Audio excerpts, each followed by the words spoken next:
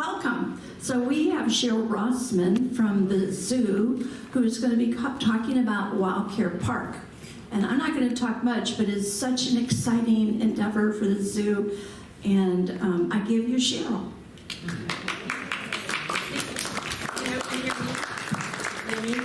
Hear me?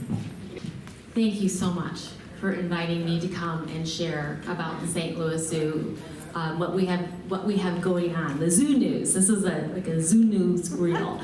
We have a lot of different things happening all at once, and you're going to get an update on all of it. And then we're going to anchor it with this very cool video that will give you an idea about the project that we're working up in Spanish Lake Township called WildCare Park, St. Louis Zoo WildCare Park.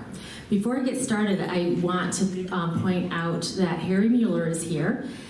There he is. He is a LSS board member, and he is, I would consider him an advisor to the St. Louis Zoo. We don't have a formal advisory committee, but I can tell you, Harry has asked some of the toughest questions that I've received in my career, and he's spot on. He's spot on. He challenges us to be a better zoo, and I'm so glad he's here with us today. Welcome. So, how many people have been to the St. Louis Zoo? Just everybody? Okay. I just wanted to make sure I knew my audience. How many people have heard about WildCare Park? Good. Wow. We've been doing quite a few press releases recently, so I'm glad to know that. I'll be asking more questions about your relationship to the zoo as we move along, but first of all, I'm going to tell you a little bit about myself. So, as I said, my name is Cheryl. I'm the Director of Major Gifts at the St. Louis Zoo, and it's my team that has been working with the architects and the design firms and the contractors to make sure that everyone has a shared vision on where we're heading with our programs and our projects. So I got into this business in a roundabout way, but it is basically the perfect job for me. I was one of 6 kids in Michigan. My parents knew that they were over their head. I was right in the middle. They knew that they were over their head, so they moved us in the middle of nowhere, thinking that would protect us from getting into trouble. So we were on 40 acres, surrounded by state game area on 3 sides, and the 4th side was a zoo. There was a 1/4 mile 2-track to the bus stop. And I became a 1/4 miler in track and field as a result of that. Many quick runs, dashes to the bus stop.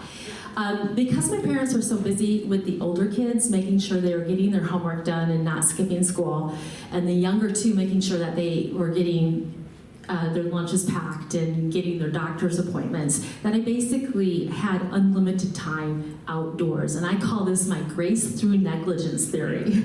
I believe that the unlimited time I had outdoors really shaped who I am today. My pets were my first best friends. And whenever I was outside in nature, I felt at home. And since that time, I have lived and worked in multiple cities across the nation.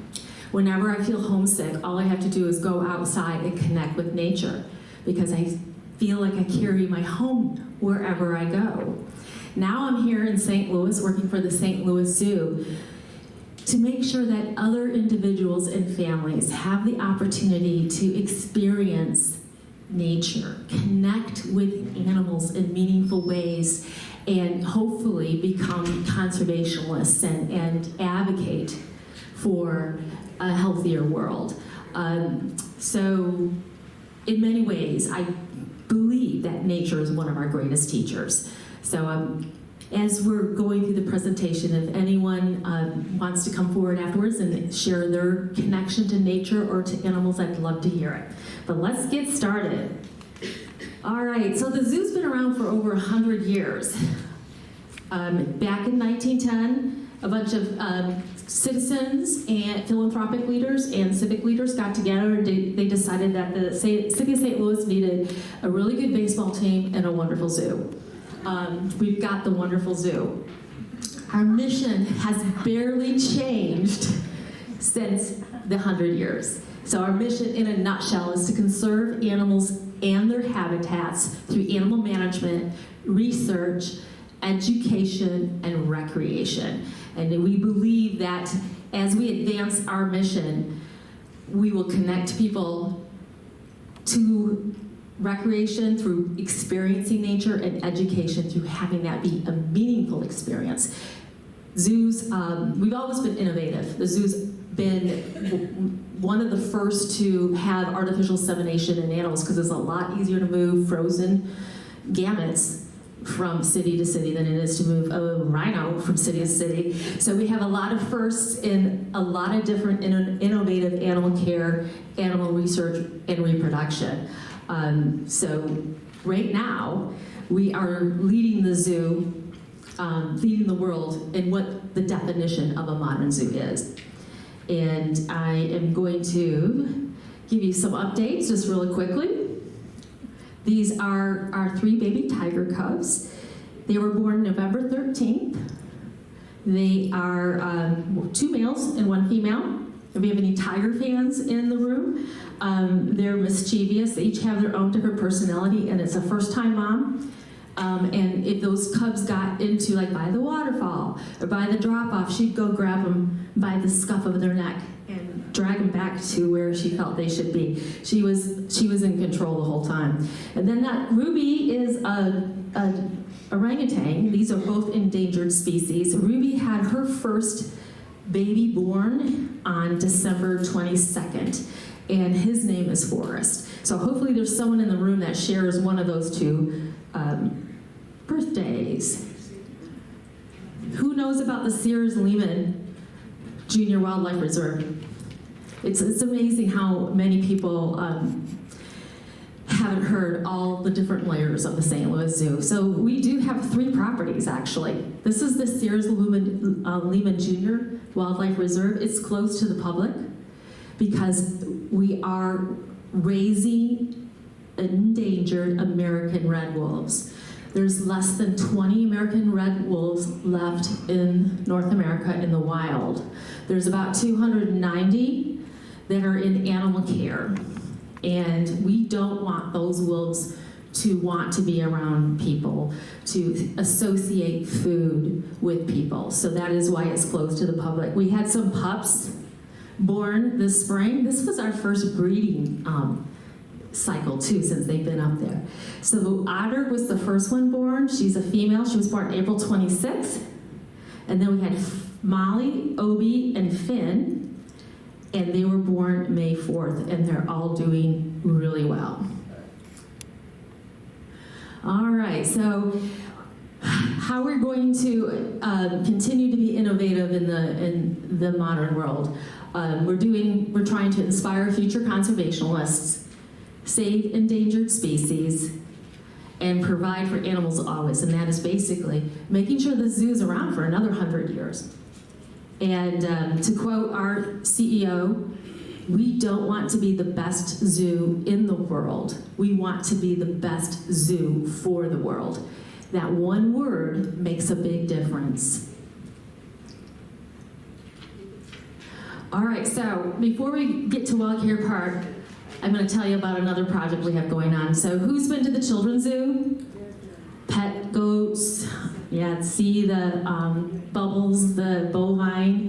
So the Children's Zoo, when it closed during COVID, and then we brought in Dinosaurus, and when Dinosaurus closed this spring, we closed the Children's Zoo for a new design.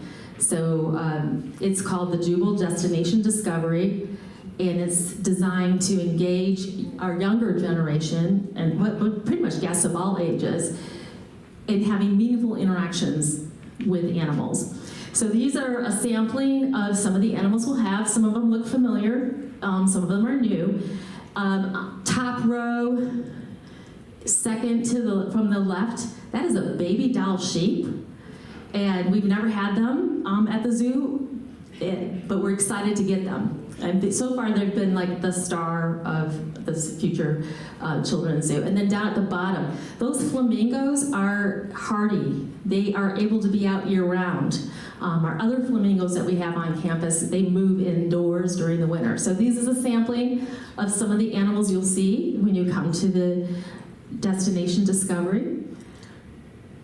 It's the same 90-acre footprint that we've always had. What we're doing is we're going up and creating a boardwalk, and we're tunneling down, creating an underground city. So you can see up there the adventure boardwalk. You can actually see the elephants when you're up there. So that's a bonus, because you're up high enough to see the elephants. And then we've gone down underneath, so the prairie dogs will be moving in here. So we'll be going down. Kids will be able to crawl in and pop their head up and be inside the exhibit. This is the otter passage. We've always had otters. We're keeping the otters, but they are getting a brand new updated habitat.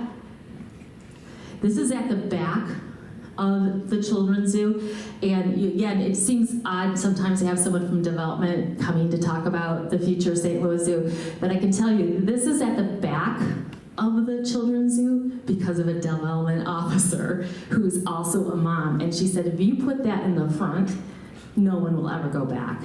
They'll just be bottlenecked in the front and no one will move past it. So this is an opportunity to interact with water and nature. And this is another example of the elevated boardwalk, and then also climbing areas. Has anyone been out to see primate canopy trails? So there's that big structure at the front, and it put human primates on the same level as old world monkeys, which is a lot of fun. So this is that same idea. Interesting enough, some parents don't even know that there's a whole exhibit behind them because they can't get past that playscape because their kids are having so much fun. And everything we do is very intentional. So that playscape, while the kids are up there, if they're readers, they'll like stop, go back, forest fragmentation. They're putting themselves in the mindset. If they were an animal trying to navigate a highway or fragmentation from forestry. So we put education messages in everything that we do. This little climbing structure is going to mimic a cocoon. So you see to the far right, the cocoon there. I'm having a hard time getting my brain around this, but when they explained primate canopy trails to me, I didn't understand that at first either, and it was perfect. Here's the prairie dogs. You can't really see the bubble that the kids can pop up in, but you can see the tunnel. And we will still have ambassador animals. They'll have a dedicated space. We have a childcare. We have half-day childcare preschool at the St. Louis Zoo. With this new space, we'll be able to go the full day preschool. Let me just go back a second. So the living world is the north entrance. You see the blue roof line there. Coming out, that's the new education building. And the preschoolers will be able to come in the north lot and have a designated entrance into the education building. The education building, of course, will also be used for Camp Joey and other educational programs that we have. Any questions on Jubal Destination Discovery before I move on to WildCare Park? Is it going to be or it is? This is going to be 2026. Thank you for asking. That's a great question. Oh, that's all right. I got my hands full already. Too close? Okay. How's that? Better? Yeah. Okay. Thank you. Stop me at any time. I appreciate it. I appreciate feedback. So, WildCare Park is at the confluence of the rivers. Spanish Lake Township. When the river bottoms are right there. When you go up into WildCare Park, you go up to an elevated area, and on a clear day, you can see the top of the old chain of rocks bridge. To give you an idea, you can see Illinois when you're up high. So that gives you an idea where it's at. It's 20 minutes roughly from the St. Louis Zoo, and there's 3 other zoos in the nation that have this ability, that have 2 campuses like we do, but we're the only one that they're 20 minutes apart. You have to drive quite a ways at the other institutions to go to both days. You could do both zoos in one day if you really wanted to. So that gives you an idea where we're at.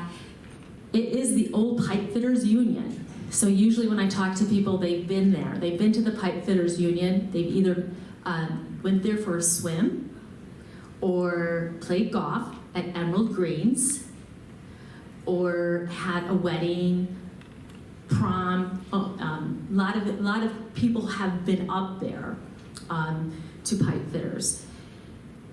They decided to move their facility to another location, and they approached the zoo. The zoo had been looking for property for about 40 years. This is not a new idea. We wanted to expand our facility. We're a bit landlocked in Forest Park, but we wanted to have more space to do conservation breeding.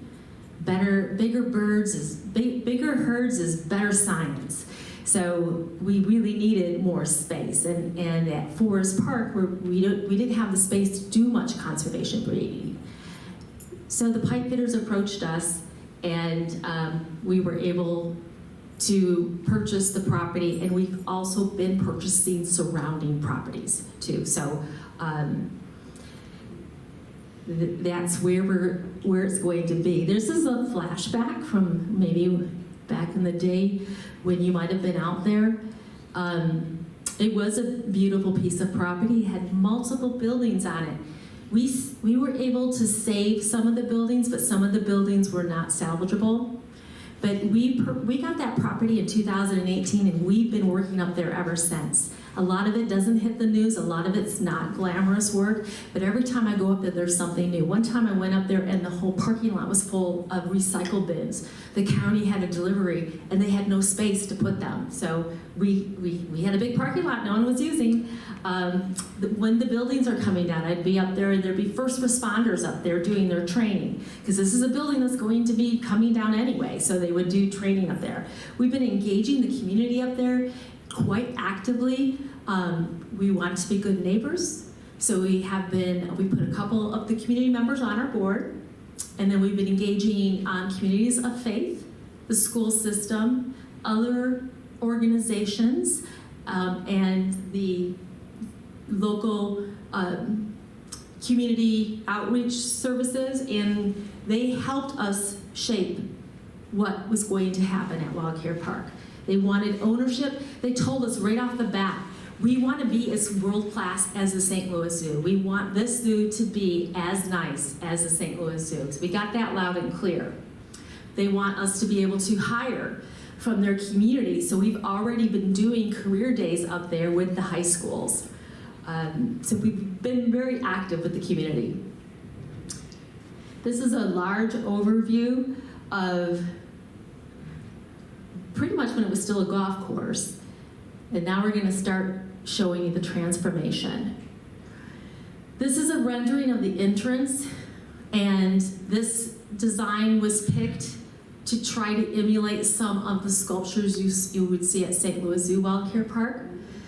You may come off of the 270 to Riverside up to Lattimore. As you turn on Lattimore, you might see some of our conservation breeding pastures and our Kent Center for Animal Conservation and Research. And then you turn into a gate and come into the facility and pass this sculpture. We want people to feel like, oh, this is a familiar place. It's all brand new, but it still feels familiar. These are some of the experiences that you'll have when you come to WildCare Park. We'll have 2 safaris. One is a woodland safari, and the other is a savanna safari. This is the savanna safari. So these children that you see are sitting basically in a vehicle specially designed with an interpreter, which is an interpreter is a zoo employee who knows the backgrounds of all the animals, can tell the story of the animals, help connect those guests to the animals, to the culture, the region the animals are from, so that the information is coming in on several different layers. And then you can see some of the ungulates. These are a mixture of ungulates. Right now, phase one, they'll be all pretty much ungulates with a few exceptions. Ungulates mean it has a hoof. And these animals are selected based on, like, will these animals all get together? Yes, they would. You know, they might have normal animal social upsets, but nothing too out of the ordinary. This is woodland safari. The white rhino will be featured there along with other ungulates. You can see the exterior now of the vehicle. We're testing the vehicles right now. Everything we're doing, we pilot first and then get feedback and try again. And then there'll be a walk-through safari. And these are non-ungulates. These are the only animals that we'll have up there that aren't ungulates. There's a couple other walking safari across the nation where you go through like a group of double doors, you stay to the path, and the kangaroos and wallabies move around you. So this is an event center, and it's showing you basically you could have a wedding and have giraffe feedings at your wedding, which I don't know if I would want that because the attention would be on the giraffes. So it gives you an idea, a very exclusive event to have if you were to have an event at WildCare Park. And there's several bodies of water, so this is naturally beautiful. These are some of the animals that are going to be up here on the left, giraffe and rhinos. Those zebras you see on the right, they are already up there. And the little one in the middle was born up there. This spring, we had our first birth up there. So this, like I said, we've been engaging the community for a long time up at WildCare Park. And one of the things that they shared with us is that they want to be part of the process. So there is a education model called the co-creation model, and that is where you work with the students. The students actually come up with the curriculum on their own, and then they present the curriculum, they produce the program, and then they evaluate themselves and make tweaks to it. Sounds an awful lot like my job. But it's teaching life skills. They have ownership in their education. And this was privately funded and by a innovative donor, Harry Mueller. So the Mueller family did give us the funds to get this started. So thank you, Harry and Jeannie. So these teens here met over about a 7-week time frame. There was 25 spots. They all had North County zip codes. We received 160 applicants for 25 spots. Isn't that amazing? We stipend the children, so they had a small stipend to participate, again, trying to teach them those life skills. And they came up with 3 ideas. One is the digital habitats, nature race, and then STEM animal tracks. Last month they presented these 3 projects in a public community showcase.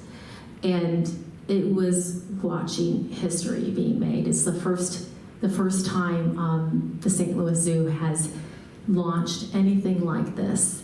It is a model that is quickly becoming adopted by other organizations in our community, and I just found out yesterday that the St. Louis Zoo has been asked to present the co-design education model at the Association for Zoos and Aquarium, which is the national accrediting body for the St. Louis Zoo. we've been asked to do a breakout session and tell other zoos how we got to this point. These 3 projects are going to, we're going to launch them. The first one is actually going to be Nature Race. And apparently there's a television show, I don't know what it is, but this is like a parody off of the television show. So it's to build teamwork, have reflective ideas, have time in nature, and then the race part, just have friendly, competitive interactions. And then the second one will be STEM animal tracks. It was picked, so this will be 24 will be Nature Race, 25, 26, STEM animal tracks. So we will be talking to STEM, which is science, technology, engineering, and math. STEM, the sciences. Some of we've got Washington University here, we have SLU here, we have a lot of academic organizations that we will look for speakers who are willing to come out and hold sessions with the students, and some might come from our own staff also, so they can get an idea about what STEM is and how that could impact their future. And the third is digital habitats. Digital habitats is basically using computer augmented designs to build habitats using the computers, and then testing them to see how that would play off if these habitats were in the real world. Because that's a technology element, they put that 1/3, and that's on the timeline for 2027. Just found all these out yesterday. So basically, in a nutshell, the children come up with their own ideas, they present it, get feedback, they meet one more time, they implement the feedback, they run the program, they evaluate the program, and they make tweaks to make it better. So it's all very,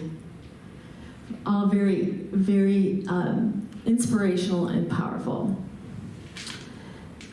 Did anyone see the press release on the impact of WildCare Park? The economic impact of WildCare Park? Yeah. So we're still, it was like a 50-page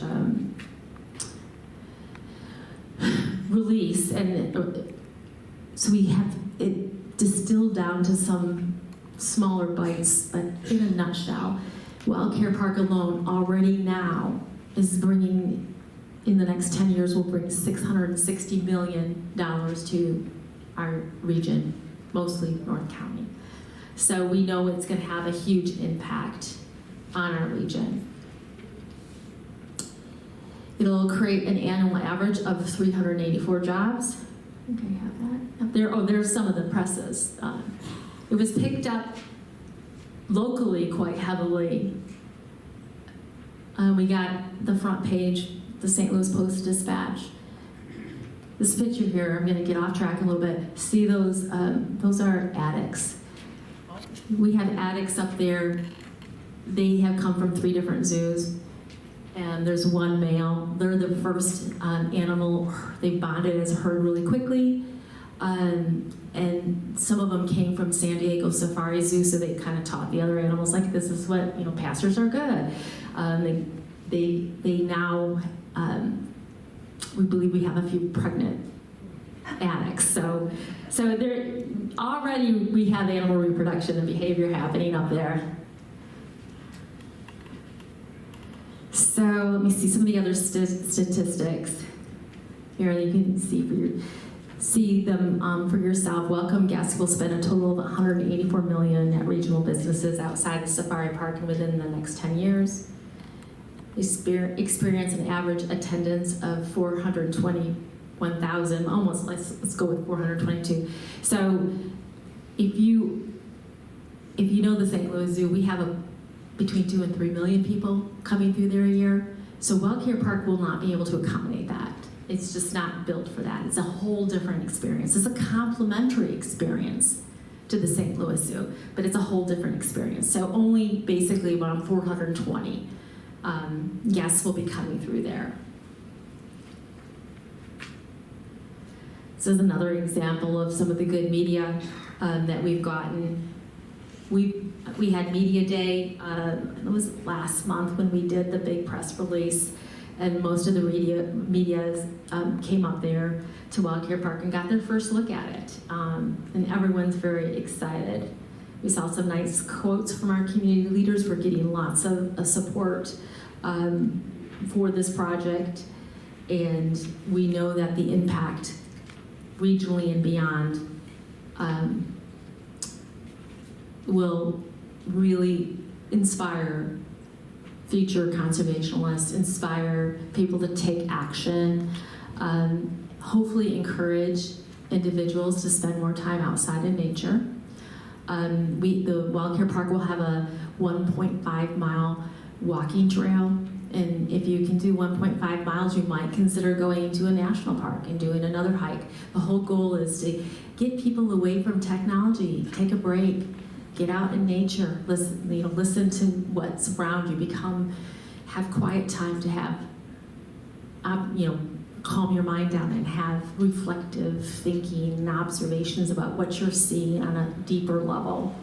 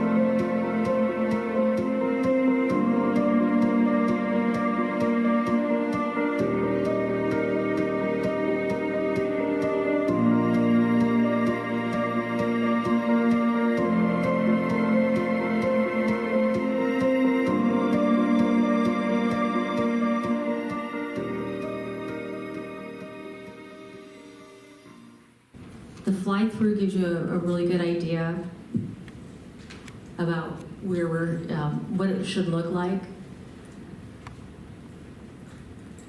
Yes, what are the admission fees? We have not determined that yet. We do know that in West County, North St. Louis County, they did do Prop Z. So if you're in the county, we know you'll be in, no admission. We don't know how we're going to do the 2 zoos for membership yet. We don't know what the charge would be for anyone outside of the county yet. Those are under discussion right now. So if you're a member of the zoo now, you can go up there and get in there? That's what those are the discussions we're having right now. There'll probably be some option to become, if you're a current member, to opt into, a different membership that would include both. You might have a choice to do a membership that only includes one or the other. Harry, I saw you had a question. I'd just like to make a couple. Oh yeah, come on up here.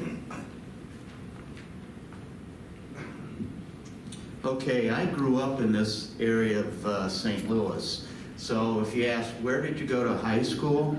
I went to Parkway, which was actually not Central, West, South, or North. It was Parkway Central. Interestingly enough, my parents were one of the charter members of the Parkway School District back in 1954. So if you ask, where did you go to high school? Right here. As Cheryl said, I'm a member of the Board of Directors for Lutheran Senior Services, but I'm really here to represent my interest in making sure that this venue is a whole new institution for St. Louis. If you picked it up, the zoo, and I know probably everybody's been there numbers of times, this concept is going to be very different. One, it's in a very different part of the county.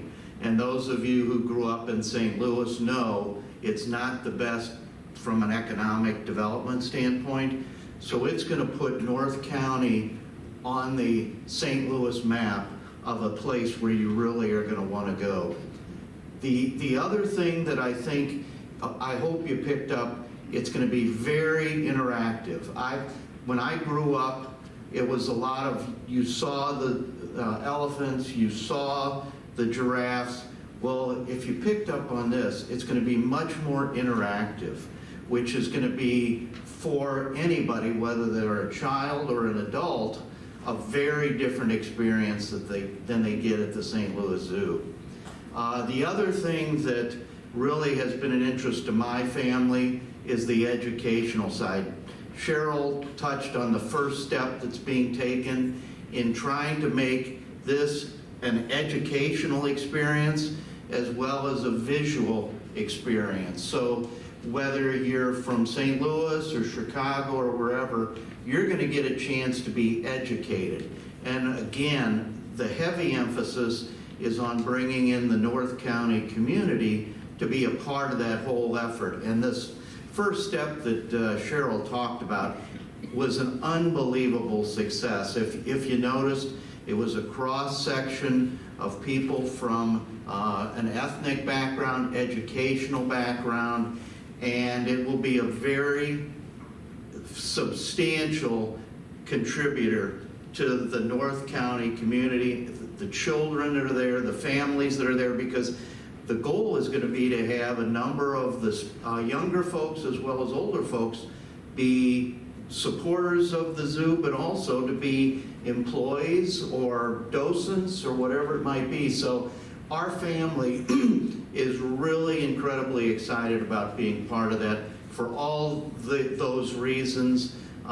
Yes, it's to come, but the amount of money that's being spent, the development that's happening, and the experience that will be part of the St. Louis community and our contribution to the community and to all zoos in the United States is really going to be something very special that we as St. Louisans will be able to say for years, this is a special institution, it's an adjunct to the zoo, it's different from the current zoo, and we want you to experience that. So, as I said, our family is really excited to be at the beginning stages to make this one of the spectacular places in St. Louis. So I hope we all get a chance to experience that over the next several years, and for quite honestly, for you folks to say you've been an experience, you're part of that experience of making that part of St. Louis a very different community than it is right now. So thanks for giving me the opportunity, Cheryl. Thanks, Harry. We have a question back here. How will the animals experience St. Louis winters? Oh, great question. So if you think about a funnel, how we selected our animals, right at the top of that funnel was, are they hardy? Can they tolerate severe weather? So we picked animals that would thrive in our environment. They will have access to a barn at all times, so they can choose to go inside if there was poor weather. But most of the time, being in a pasture setting, most animals don't even have an option to go into a barn. They will have that option, but they were picked to be able to, take the heat, take the cold, take the snow. While we're on that topic, they are also picked because they're endangered. They are also picked because they need to protect themselves from the natural predation that is already out there. So anything too small that couldn't protect itself from natural predation is not going up to WildCare Park. We've got another question in the back. What's the total population you're expecting? number of animals? Number of animals will have up to 170 animals, and there'll be about 42 different species. And where are they all coming from? Oh, yeah, they're coming from everywhere. We have a waiting list. So one of the modern zoo, we're basically defining the modern zoo will take an active part in animal conservation within the zoo attraction itself and on the ground in the animal's natural habitat. So we have the WildCare Institute. It is 16 centers and initiatives across the globe. So while we have Grevy zebras at WildCare Park, we also have team members on the ground in Africa working with Grevy zebras because right now there's a problem with drought. So it's not within the zoo walls anymore. It's beyond our entrance. It's around the globe. Yes.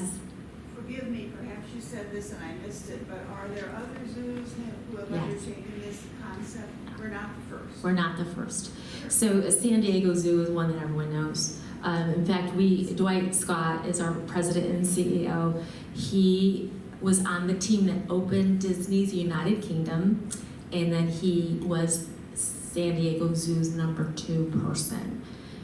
So he has experience with opening new zoos, and he has experience of managing a zoo that has multiple campuses. Yep. Harry alluded to the poor economic conditions in North County now and that surrounding area.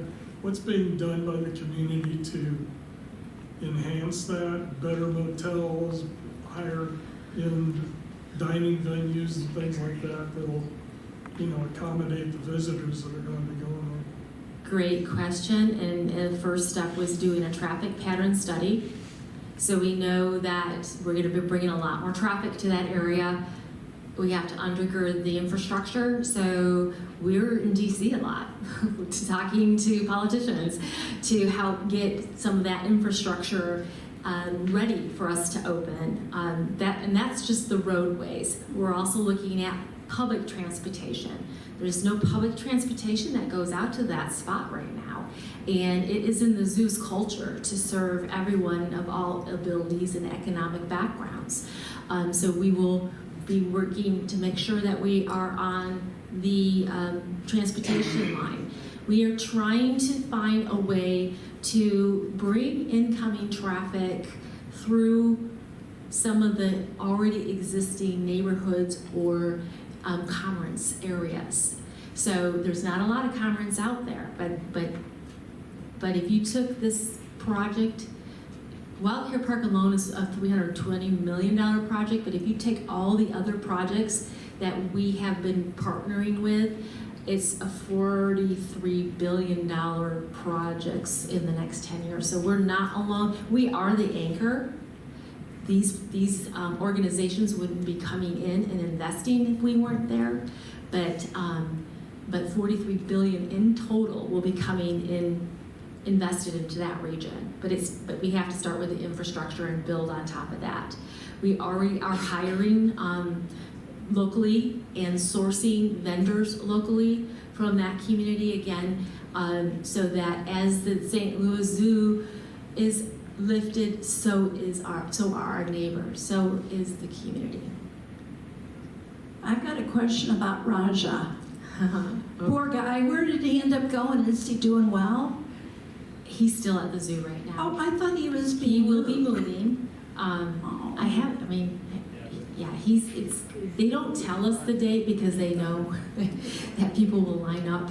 I don't even know when Raja's going, but so the Association for Zoos and Aquariums is the North American governing body for zoos and aquariums. About 4% of all sanctuary zoos and aquariums are accredited by the AZA. The AZA works really closely with the federal government, the U.S. Field and Wildlife, and other government agencies to make sure that we're all working together and that we are saving animals from extinction. So Raja is an Asian elephant. He was born in St. Louis at the zoo 32 years ago on December 27th. He's your baby. Everyone loves Raja. Raja's genetics at the St. Louis Zoo have been preserved. So the AZA, they look at all the animals in all the zoos, and they look for, it's basically like eHarmony meets Ancestry.com. So they look at genetics, DNA genetics. We want to make sure that we have a diverse group of genetics, because this is a safety population of animals that are endangered. And then they look at the behavior. So Raja got matched, and he will be going to, I cannot remember the actual name of the zoo. I believe it's one of the Chicago zoos, Illinois zoos, to start his new family. Likewise, we're going to get a new male, and we'll be introducing new genetic strains to our herd. We have a 3-generation herd, which is really nice. I mean, not most zoos don't have the space to have that many elephants like we do. So Raja, I think, was looking forward to his opportunity to have a second family, and as much as we will miss him, because he really was like a spokesperson for the zoo. He's yeah. Will the Forest Park Zoo lose any animals to the new WildCare Center? It's a good question. So we have plans for all the native species in WildCare Park. We are managing current deer in partnership with the U.S.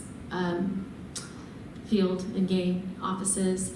The deer are right now having no problem. I'm up there, there's deer all the time. If you're up there in November, the males are fighting each other.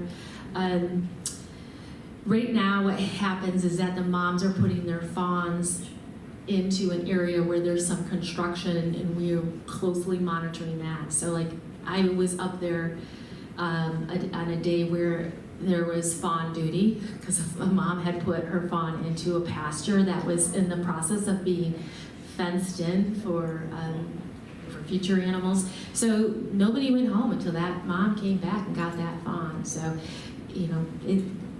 everything we're doing is in consideration for the natural, the animals that are already there. So we also have a perimeter, like a fence line.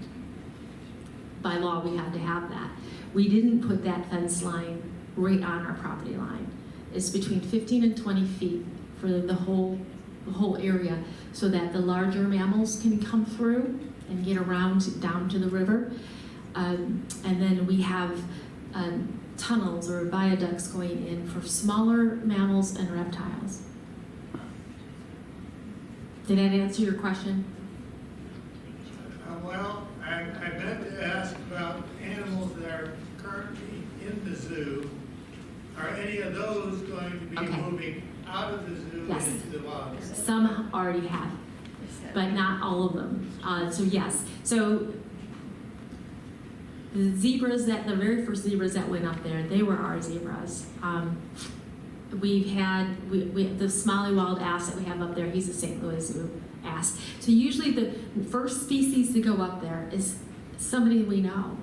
The keepers know these animals. They take care of them daily. So if they go up there and they observe a behavior change once they are in the new barn and the new fields, we know that this is a novel behavior as a result of the new surroundings, and we can make evaluations and observations better informed.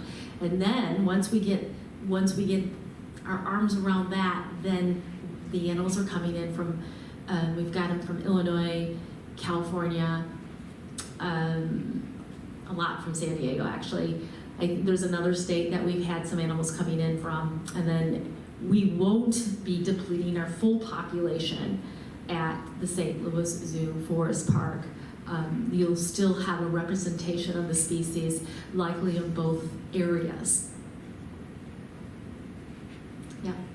Is the director of the WildCare Park the same person as the St. Louis Zoo, or is that a new position It's a new position. So in 2019, they reorganized. So you have your president and CEO, the Dana Brown, president and CEO, and then you have the St. Louis Zoo director, which is Michael Masek, and then you have the WildCare Park director, which is Severus George, and then they trickle down from there. Yeah. But how we're going to live with the 3 properties, and like my department, we don't even have the answers for my department. I have an office up there. Well, I thought I did, but now I have to sign up for it because it's getting so busy up there. I was able to just go in there and count on that desk, but we're learning as we're going. But we all have one thing in common, and we want what's best for the animals. We want what's best for animal conservation. We want what's best for conservation education.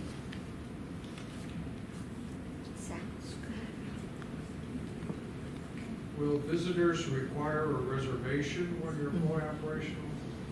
Yeah, so in the video, you saw that little red car zipping around and went through by the statue, it parked, and then you saw next, like it looked like kiosks. That is a timed entry. So all the reservations will be timed also. So not only do you have to have a reservation, but you have to have a timed entry.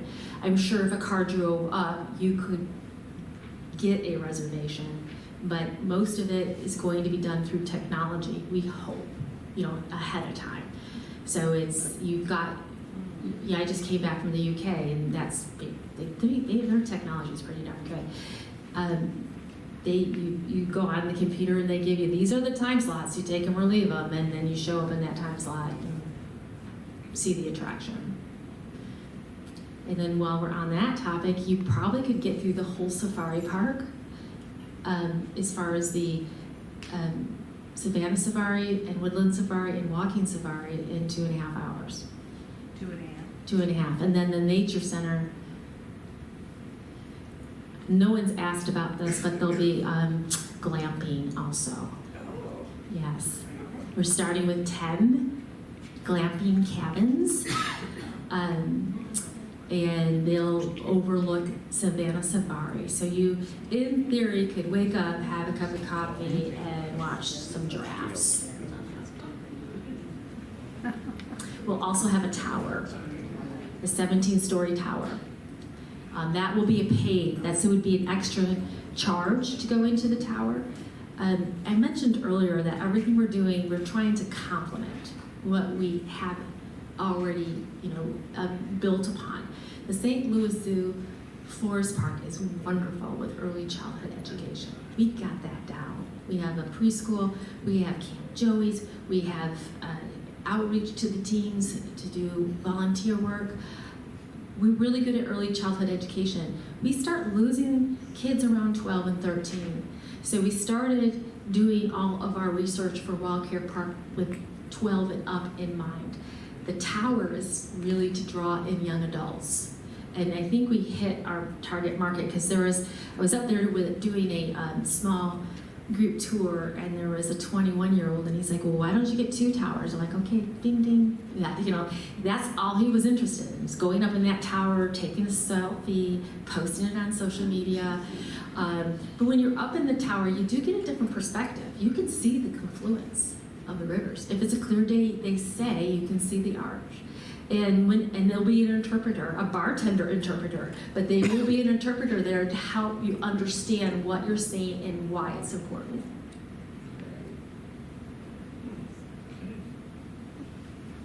There'll be also an event center, like I mentioned, 2 different buildings.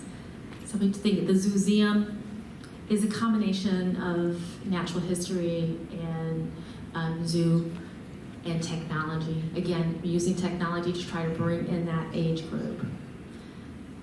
And the co-design education program that we talked about, that's targeting middle and high school students. How much of the mission will be dedicated to reproduction of animals? The ticket price, we do not know that. yet, yeah. That's not the mission. That is the mission, but I don't think any, to be honest, I think most of the funds for the animal conservation is coming from a different revenue stream. It's coming from endowment and grants. So, great question. So revenue, how do we get our revenue? So roughly a third comes from taxes. Roughly a third comes from business revenue, and roughly a third comes from philanthropic contributions. And the business revenue really takes care of the day-to-day stuff. And then about 2.5 million of the philanthropic revenue goes to closing the budget gap each year. And then private funding, usually anything on top of that usually is private funding coming from philanthropic contributions or federal grants or private grants. Well, we really thank you for coming. You're welcome. Let's thank her, and if you all have any more questions, I'll be up here. hang around for a couple minutes, but thank you, Cheryl.